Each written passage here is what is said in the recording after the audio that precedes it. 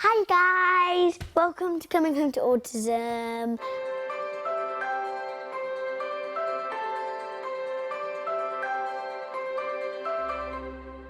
Dylan has autism and I have ADHD. Autism is when your brain works differently, and ADHD is it's kind of like a superpower. That's what my dad says. What is ADHD? What does it stand for? Attention Deficit Hyperactivity Disorder. And what does ADHD mean to you? ADHD, okay, I think first and foremost is, it's not a label, it's not a one size fits all. Imagine your amygdala or your thought process in your brain was the Tasmanian devil and he was just spinning around in your head all the time, bumping off the sides as he goes. That's probably my practical analogy of ADHD. It's a constant onslaught of thoughts. Your brain always needs to be thinking. It always needs to go somewhere. It's not very good at sitting still. Luca, hey, focus. Yes? Come up here. No. Luca? Let's try that again. Hey, Luca, come and sit down beside me. Okay. Yeah. Okay, so what do you find hard to do? Sit on my chair. Sit on your chair, sit on your bottom, because you get lots of widgets and fidgets, we call it. Widgets and fidgets and bibbits. You find it hard to concentrate, don't you? He's a bit fidgety. Okay, look, this is, Okay, so can you focus on what we're doing? Whoa. Luca, listen. Come on. And there's what I believe, and not everyone may agree with me, but having read an awful lot about it, is that people with ADHD, what we all share is we're sensitive. If you look at all the tests and the studies of anyone that suffers from ADHD, the one thing that you'll find that everyone has is sensitivity.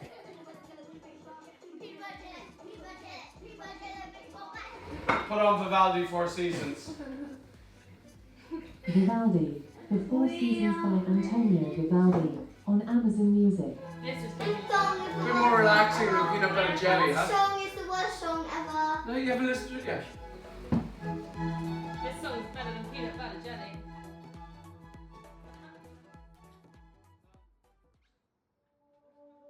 I felt very different growing up. I didn't quite know why. Did I get labelled as naughty? Yeah, I did. I constantly, in school, was in trouble for acting the maggot. I couldn't sit still, I couldn't concentrate. I was never in trouble for doing anything kind of, malicious, or it was always attention seeking, it was always acting the mick, looking for a way to connect. That I was tuned out of life. That's how you feel when you're a kid with ADHD. You don't fully feel present. You feel like you're kind of there, but you're not there. So I always wobble on my chair. The teacher told me if I'm doing but I just carry on. Yeah, but don't really listen. Because I like wobbling. Yeah? Nice. Separate. Separate on this side.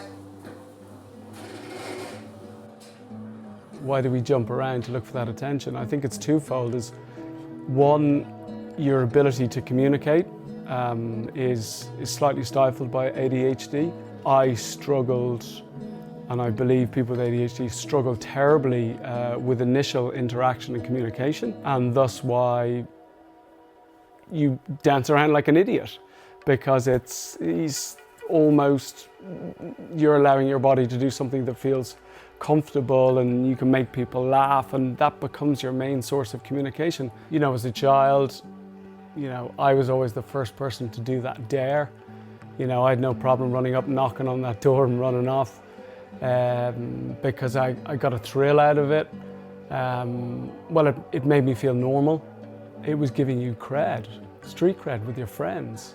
You struggle to communicate with your friends in a normal way. So I'll show them I'll do something silly or something you think is cool. They will love me, they will like me, I can be part of the gang. That's just your way of communicating when you've got ADHD. It's been obviously shown that people with ADHD have certainly the patterns of a number of the receptors in the brain act in a different way. So obviously dopamine has been highlighted as the biggest, and I remember a psychotherapist once explaining to me that obviously if you've got a normal person's two receptors, dopamine is firing nicely between these two. ADHD, you're kind of like this, and depending on the mood, you could be, these are a bit off. So you're looking for that dopamine hit, so you're taking a risk, you're doing something silly. There's the thrill seeking, so you're trying to bring that up to get that kind of that dopamine hit, and that's the reason why we are risk takers or thrill seekers. You could probably look at all the extreme sports people in the world, do a survey on them as to how many of them have ADHD, and I'd say there'd be a pretty high number of them.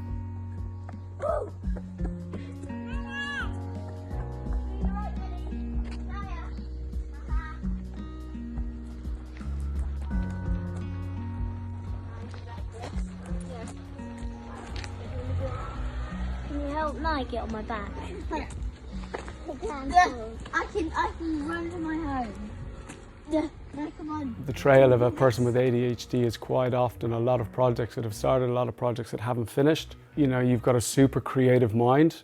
People with ADHD, you're constantly wanting to do stuff, and some of that stuff you don't get finished. But because you don't complete things and see them all through in a structured process, because you lack the ability to do that, you beat down on yourself, and you're constantly criticizing yourself because you didn't accomplish something, you moved on to something. So it's kind of like a vicious circle at times. Yeah, I mean, low self-esteem is one of the biggest challenges we have.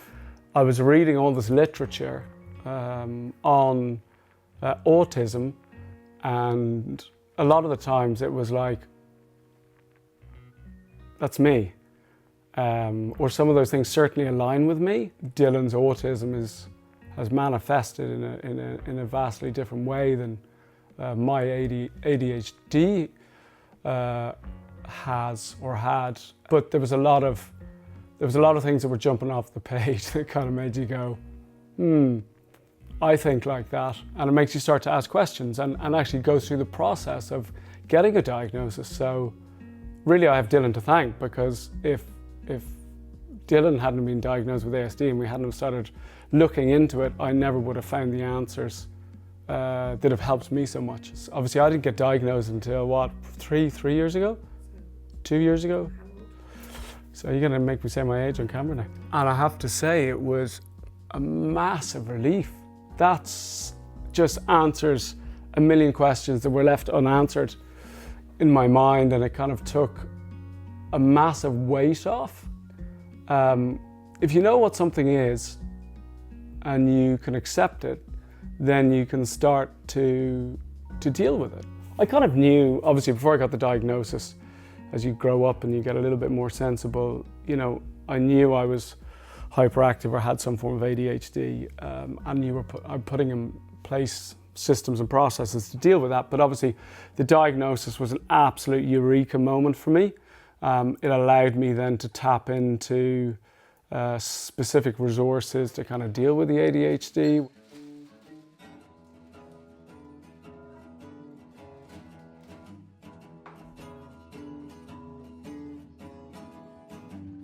A diet, first of all. Diet has been a massive help for me. You've got to get sugar out of the diet because you're up and down anyway with your dopamine levels. If you chuck in processed sugar on top of an ADHD brain, you are pouring petrol on a fire. It gives you a higher high and it gives you a lower low. A good balanced diet, just whatever it is, keep processed sugar out. Obviously supplements, you know, get your key supplements right, B12, magnesium at night, fantastic for getting the brain just to kind of calm down a little bit. Obviously then exercise is key, absolutely key. If I don't exercise after the 3rd day, I can notice my control of my ADHD starts to I start to lose more control of it. I will have more mood swings, less ability to focus, starts to get away from me. Because exercise creates, endorphins, it creates dopamine, it rationalizes, it streamlines a lot of those processes. So running, weights, obviously whatever works for you. With ADHD as well, you're more prone to addiction.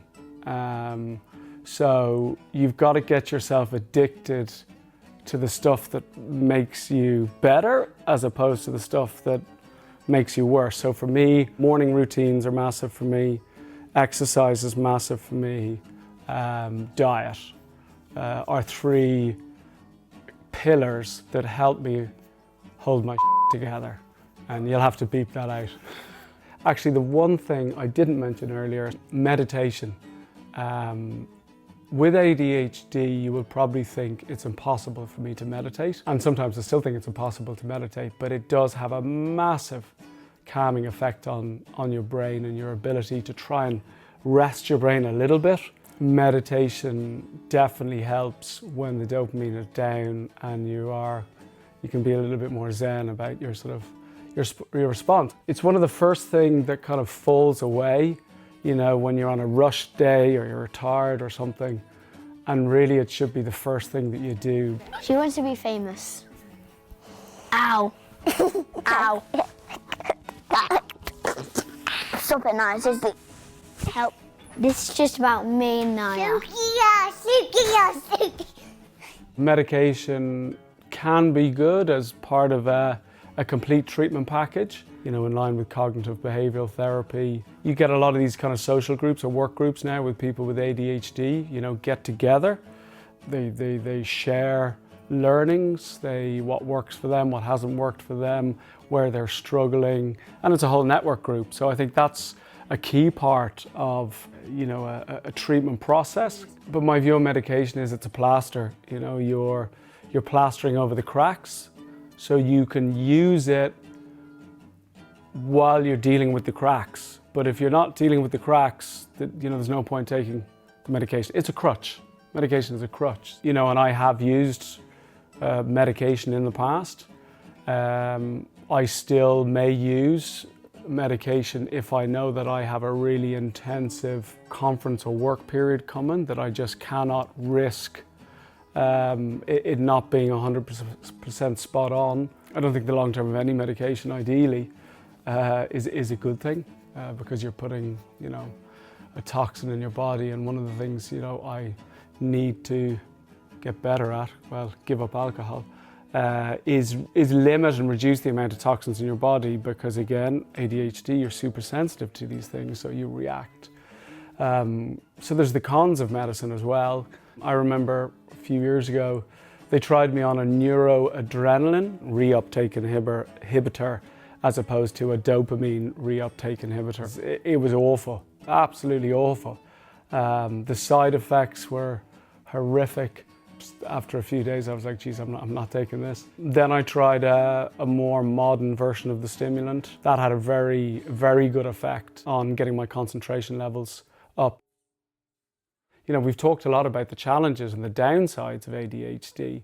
I think it's really important to, mention the good things about ADHD. And I've had massive success in my life because of ADHD.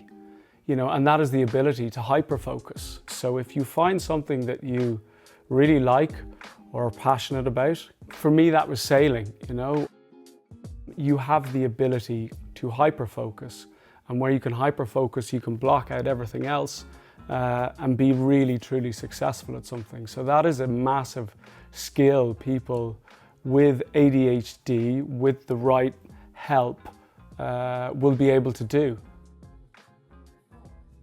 So first and foremost, diet and lifestyle, so exercise. Because they have ADHD, processed sugar is kiddie cocaine. I mean, it's going to send you off the wall. And also colouring, food colouring. To that point, it's not like you can't have any sugar, but if you're going to have sugar, give them some proper chocolate, Don't give them Skittles. That's probably the worst thing you can give a child with ADHD. Sport, you know, activity, outdoors. Like if you have that kid indoors, they're going to be bouncing off the walls. You know, we know ourselves, too much time on screen time is twice as bad for a brain with ADHD because it gets scrambled a lot quicker. So fresh air, activity, but be prepared. They will probably go through 13 or 14 activities before they find one that they like. I remember my mum tried me at absolutely everything. I didn't want to get involved in it and eventually found swimming and then found sailing, which was actually became a massive therapy to me. But I took Luca to football. He wanted to play football. We bought all the kit and then he just didn't want to play, didn't want to go. He was too overcritical of himself. But he loves fishing, you know? It's like just, you're gonna have to try lots of different things. Find something that they like. It will give them a feeling of self-confidence. It will give them an understanding of how to use that hyper-focus, how to turn ADHD into a superpower, because it can be when you manage it. I admired greatly Phelps, the swimmer. He was useless at everything, and his mother went through 100 different activities. He found swimming, hyper-focused on the swimming, most decorated Olympian in history. Tip number 2, don't berate them. Try and understand them and why they're behaving the way they do. It's very easy to berate a child with ADHD because you're probably going, why are they acting like that? They suffer terribly from a lack of confidence.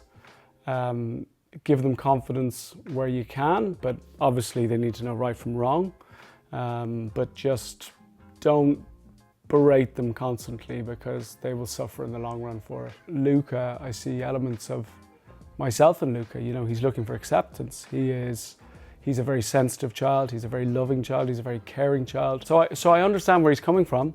I see an awful lot of myself in him, and I'm never going to berate him for it. I think that one of the biggest challenges is people didn't understand ADHD when I was a kid. So you were just a messer.